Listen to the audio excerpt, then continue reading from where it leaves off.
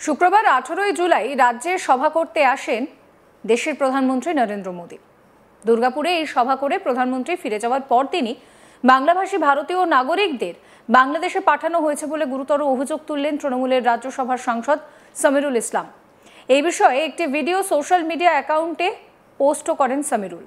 তার অভিযোগ, দিল্লিতে বছরের পর বছর ধরে বসবাসকারী এবং পরিশ্রম করে জীবন ধারণকারী কিছু দরিদ্র বাঙালি পরিবারকে শুধুমাত্র বাংলা বলার অপরাধে আটক করে সীমান্ত পেরিয়ে পাঠিয়ে দেওয়া হচ্ছে বাংলাদেশে।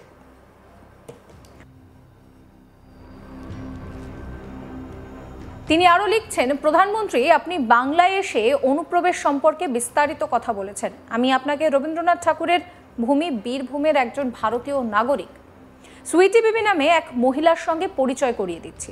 সুইটি বীরভূমের মুরারাই বিধানসভা এলাকার স্থায়ী বাসিন্দা এবং প্রজন্মের পর প্রজন্ম ধরে সেখানে বসবাস করছেন। কিন্তু না, তিনি তার পৈতৃক বাড়ি থেকে কথা বলছেন না।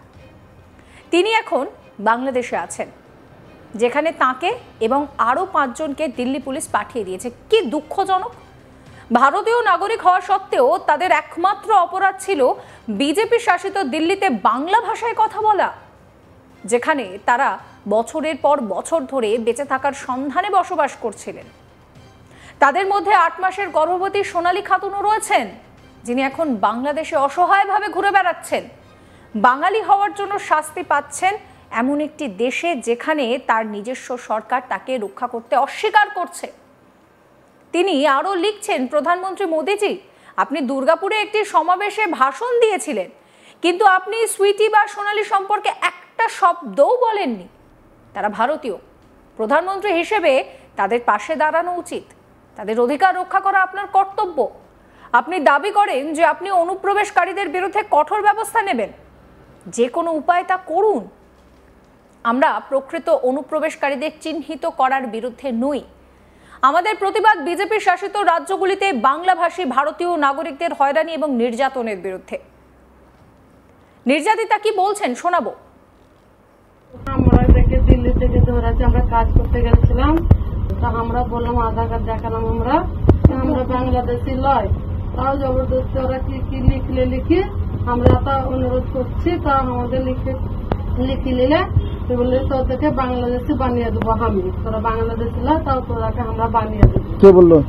পুলিশ বেলায় বলে, যে পুলিশটা নিয়ে গেছিল দিল্লি পুলিশ, দিল্লির পুলিশে আমাদেরকে নিয়ে গেল কানখাজুর রোহিণী জেল থানা, কানখাজুর ওই থানাতে আমাদেরকে 4 দিন ভোট তুলে ফের এখান থেকে নিয়ে যায়, ফের একটা বারাত ঘরে বললে, রোহিণীর বারাত ঘরে ওইখানে 4 দিন তুলে 4 দিন ওখানে রাখার পর ফের কাগজ মাগজ করলে আর তো পুলিশ বেলাকে আমরা হাত জোর করছি, আমাদের ছেড়ে দেন, আমরা বাংলাদেশ আমাদের আধার কার্ডটা আপনি নিলেন, সবকিছু নিলেন, ডকুমেন্ট নিলেন, মোবাইলও কেড়ে নিল, বড় মোবাইল কিচ্ছু দিল না আমাদেরকে আনতে, না 10টা টাকা দিলে, ওইখানে অত্যাচার করলে, মারলে, ধরলে, আমাদেরকে জবরদস্তি লিখলে, ফটো খিচলে, চিহ্ন নিলে, প্রতি নাকেতি প্রতি কিসেতি সব জিনিসের চিহ্ন নিলে ওরা নিয়ে ফের ওরা বাংলাদেশে বানিয়ে দিলে আমাদেরকে। আর কোন জায়গা আরেক জায়গায় নিয়ে গেছিল আমাদেরকে, ওখানেও আমাদেরকে কাগজ দেখালে, কম্পিউটারে ফটো নিলে,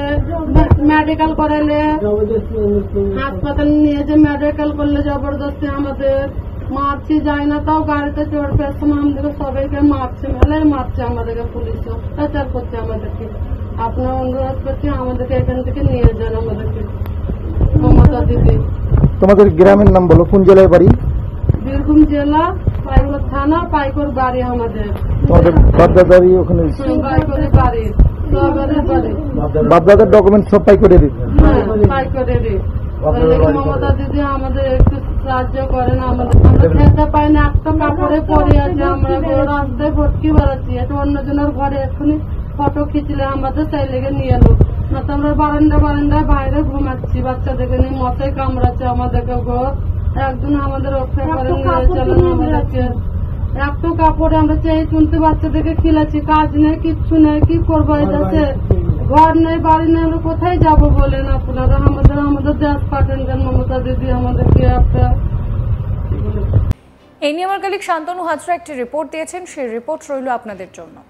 তৃণমূলের রাজ্যসভার সাংসদ এমপি শামিরুল ইসলাম প্রধানমন্ত্রীকে একেবারে কটাক্ষ আক্রমণ করলেন।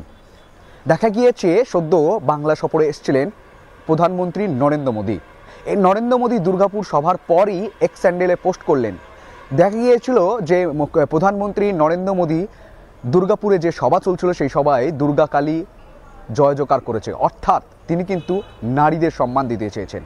ঠিক পাল্টা তাকে আক্রমণ করা হয়েছে যে তিনি দুর্গা কালী মেয়েদের যখন সম্মান জানাচ্ছেন, নারীদেরকে কথা বলছেন, ঠিক আপনি কিভাবে ভুলে গেলেন বীরভূমের সুইটি বিবির কথা। সুইটি বিবির কথা কিভাবে ভুলে গেলেন, এমনই কিন্তু বিস্ফোরক পোস্ট করেছেন এক্স হ্যান্ডেলে।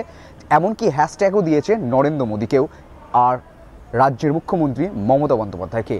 এই এক্স হ্যান্ডেল পোস্টটি করেছে রাজ্যসভার সাংসদ তৃণমূল এমপি শামিরুল ইসলাম।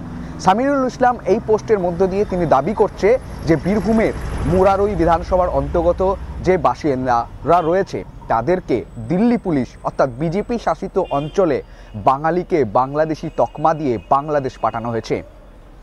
এমনকি একটি কাগজও তিনি এর আগেও পোস্ট করেছেন দিল্লি FRROর দপ্তরের, যেখানে 6 জনের নাম তালিকা রয়েছে তাদের এবং বাংলাদেশে যেখানে বাড়ি সেই বাড়ির অ্যাড্রেসে রয়েছে এবং ন্যাশনালিটি অর্থাৎ জাতীয়তা যে বিষয় রয়েছে সেখানে কিন্তু রাখা রয়েছে বাংলাদেশি। তো এই FRRO কাগজ যখন তিনি এক্স হ্যান্ডেলে পোস্ট করে, তারপরে এই সুইটি বিবির বাংলাদেশে পৈতৃক বাড়ি থেকে রয়েছেন সেই ভিডিও কিন্তু শামিরুল ইসলাম এক্স হ্যান্ডেলের মধ্য দিয়ে পোস্ট করে একাধিক প্রশ্ন ছুড়েছে, প্রায় 6টি প্রশ্ন ছুড়েছে প্রধানমন্ত্রী নরেন্দ্র মোদীর দিকে। সেখানে বলা হচ্ছে যে অনুপ্রবেশ করাতে তারা বাধা দিতে চায় না, কিন্তু যে সঠিক অনুপ্রবেশ বিজেপি শাসিত অঞ্চলেও যে অনুপ্রবেশ করছে তাহলে BSF এবং যে বর্ডার সিকিউরিটি গার্ড রয়েছে তাহলে তাদের কি ভূমিকা রয়েছে, এই নিয়েও প্রশ্ন তুলেছে রাজ্যসভার সাংসদ শামিরুল ইসলাম। এছাড়াও এই ঘটনার পর দেখা গিয়েছে যে বীরভূমের শুক্রাবাদের 19 জন গ্রাম বাসিন্দা তারা কিন্তু উড়িষ্যায় গেছিলেন ফেরিওয়ালা কাজ করতে। রীতিমতোই কিন্তু রাজ্য সরকার অর্থাৎ পশ্চিমবঙ্গ সরকার, উড়িষ্যা সরকার, দুই সরকার যৌথভাবে মিলিত হয়ে তাদেরকে কিন্তু শুক্রাবাদে বাড়িতে ফিরিয়েছেন। কিন্তু এই যে সুইটি বিবি এবং এই সুইটি বিবির সাথে 5 জন নাবালিকা রয়েছে তারা কিন্তু কষ্টে দিন কাটাচ্ছে, ভিডিওতে এমনটাই বলছে। আর সেই ভিডিও কিন্তু এক্স হ্যান্ডেলে পোস্ট করেছে রাজ্যসভার সাংসদ তৃণমূল এমপি শামিরুল ইসলাম। একই সঙ্গে এই এক্স হ্যান্ডেলে ট্যাগ করেছেন নরেন্দ্র মোদী আর রাজ্যের মুখ্যমন্ত্রী মমতা বন্দ্যোপাধ্যায়কে। এক কথায় বলা যেতেই পারে বাংলার লোকেরা বাংলাদেশি যাচ্ছে, এই নিয়ে কেন্দ্র এবং রাজ্যের একটি সংঘাত, দিল্লি ভার্সেস বাংলা একটি লড়াইও কিন্তু চলছে। এই মুহূর্তে সে আইনি লড়াইও চলছে দেখা যাচ্ছে, কিন্তু এর মাঝেই বিস্ফোরক এক্স হ্যান্ডেল পোস্ট করলো রাজ্যসভার সাংসদ তৃণমূল এমপি শামিরুল ইসলাম, যা নিয়ে কিন্তু একেবারে তীব্র নিন্দার ঝড় উঠছে। এখন রাজনৈতিক এই যে বাংলারিরা বাংলাদেশি হয়ে তকমা পাচ্ছে তা নিয়ে কিন্তু একটা রাজ্য বানাম দিল্লি সরকারের যে দ্বন্দ্ব, সঙ্গে সঙ্গে বিজেপি বানাম তৃণমূলের যে দ্বন্দ্ব, সেই দ্বন্দ্ব কিন্তু বহিঃপ্রকাশ পাচ্ছে। অন্যদিকে ভিডিওতে সুইটি বিবি তারা হাত জোড় করে কিভাবে দিল্লি পুলিশ তাদেরকে জোর করে বাঙালি থেকে বাংলাদেশি বলে তকমা দিয়েছে সেই ভিডিও কিন্তু তারা প্রকাশ্যে মন্তব্য করছে। আর এই ভিডিওটি পোস্ট করেছে রাজ্যসভার সাংসদ তৃণমূল এমপি শামিরুল ইসলাম। তবে প্রশ্ন হচ্ছে এখানে, তারা যদি বীরভূমের বাসিন্দা হয়ে থাকে, বীরভূমের বাসিন্দা, তাহলে তাদের ন্যাশনালিটিতে কেন বাংলাদেশি লেখা রয়েছে? FRRO দিল্লি দপ্তর তাদের যে বাংলাদেশে বাড়ির ঠিকানা রয়েছে এইগুলি কি করে পেল? এই প্রশ্ন কিন্তু ঘুরপাক খাচ্ছে। তাহলে সত্যিই কি বাংলাদেশের বাঙালিরা এই বাংলায় বসবাস করছে? এই প্রশ্নগুলো কিন্তু একাধিক ঘুরপাক খাচ্ছে, আর এই প্রশ্নের জট কিন্তু এখনো কাটছে না। তবে এই জটের মাঝখানেই এক্স হ্যান্ডেলের পোস্টের মধ্য দিয়ে শামিরুল ইসলাম প্রধানমন্ত্রীকে নানানভাবে যে প্রশ্ন ছুড়েছে, আক্রমণ করেছে। অন্যদিকে মমতা বন্দ্যোপাধ্যায়কেও তিনি ট্যাগ করেছেন যাতে বাংলার কাজকর্ম ঠিক করতে পারে, বাংলার মানুষকে বাঙালিদেরকে বাংলায় ফিরিয়ে আনতে পারে, তার জন্য তার প্রচেষ্টা চালাচ্ছে। এমনকি এটি একটি কিন্তু সরকার বানাম সরকারের লড়াই চলছে এবং এটি একটি এই মামলা কিন্তু এই মুহূর্তে কোর্ট প্রক্রিয়াতেও চলছে। তবে এই সুইটি বিবিরা সত্যিই কি বাংলাদেশি না তারা বীরভূমের বাসিন্দা, এইটা প্রমাণ করবে কে? এই নিয়ে কিন্তু জোর জল্পনা তুঙ্গে উঠেছে। কারণ তাদের দিল্লি FRRO দপ্তরের তরফ থেকে তাদের বাংলাদেশের যে প্রত্যেক বাড়ির অ্যাড্রেস, সেই অ্যাড্রেসও রয়েছে এবং যখন দিল্লির পুলিশ বাংলাদেশ পাঠিয়ে দিয়েছে বলছে, অন্যদিকে শামিরুল ইসলামও দাবি করছে। তবে প্রশ্ন হচ্ছে এটাই যে একজন ভারতীয় বাঙালি সে বাংলাদেশে কি করে চলে যেতে পারে, চলে যাওয়ার পর সেই দেশের গভর্নমেন্ট তাকে কীভাবে গ্রহণ করতে পারে, এই প্রশ্নগুলো কিন্তু ঘুরপাক খাচ্ছে। আর এই প্রশ্নের উত্তর কিন্তু এখনো পর্যন্ত কারোর থেকে পাওয়া যাচ্ছে না। সমস্ত খবরের আপডেটের জন্য আপনাদের নজর থাকুক আজ তাক বাংলায়। চ্যানেলটিকে সাবস্ক্রাইব করবেন, নোটিফিকেশন পেতে বেল আইকনে ক্লিক করবেন, ফলো করতে ভুলবেন না আজ তাক বাংলার হোয়াটসঅ্যাপ চ্যানেলও।